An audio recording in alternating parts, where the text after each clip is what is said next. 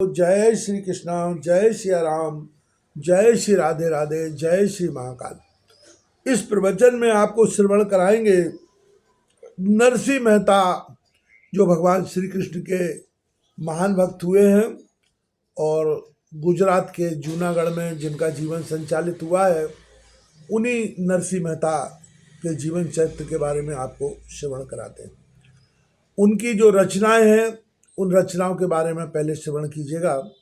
740 है पद पावन की जिनकी नर रचना नरसी ने, श्रृंगार माला नाम से है प्रसिद्ध जो लिखी भावना नरसी ने। गायक कवि भक्त त्याग मूर्ति नागर जाति का ब्राह्मण था, तन मन धन हरि के चरणों में कर चुका सभी कुछ अर्पण था। ईशा की 16वीं शताब्दी में नरसिंह संसार में आया था, आकर संसारी जीवों को भक्ति का मार्ग सिखलाया था। है प्रांत काठियावाड़ प्रसिद्ध जहाँ जन्म भक्त ने पाया है, जिस प्रांत का कई महापुरुषों ने गौरव आसमान बढ़ाया है। द्वारिका धाम में द्वापर युग में थे श्री कृष्ण चरित्र हुए, और इसी प्रांत में दीन विप्र कृष्ण के सुदामा मित्र हुए।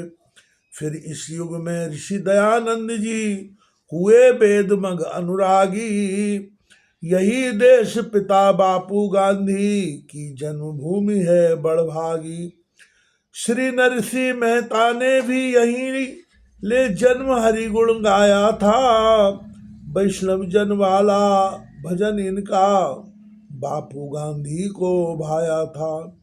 यह उनका भजन बताता है सद्गुण ही चाहिए अपनाने, सच्चा वैष्णव जन वही है जो पीर किसी की पहचाने, जो पीर किसी की पहचाने। वास्तव में वैष्णव संप्रदाय अथवा जाति का नाम नहीं, मतभेद भाव रखने वाले मन को मिलता विश्राम नहीं। आज तो बने वैष्णव जितने अभिमानी बनते जाते हैं, अपने को भला मानते हैं औरों को बुरा बताते हैं, करते हैं घृणा और ईर्षा, विचारों को धिक्कारते हैं, हर जन को नीच समझते हैं, हरि को दिन रात पुकारते हैं। दया धर्म को भूलकर बने हरि के दास, हरि पूजन के भूल का है प्रसिद्ध इतिहास।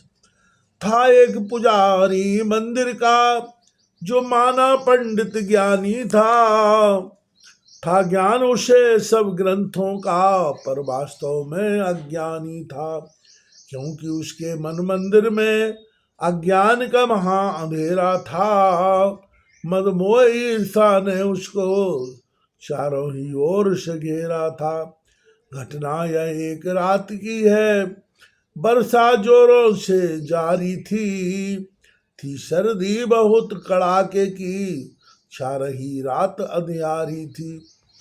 छाया हर तरफ था सन्नाटा, संसार नींद में सोता था, पर एक मुसीबत का मारा अपनी किस्मत को रोता था सूखा हुआ बदन रूखा, हो रहा बहुत निडाल था वह, नंगा भूखा जंजीर शरीर, दुखियारा नर कंकाल था वह।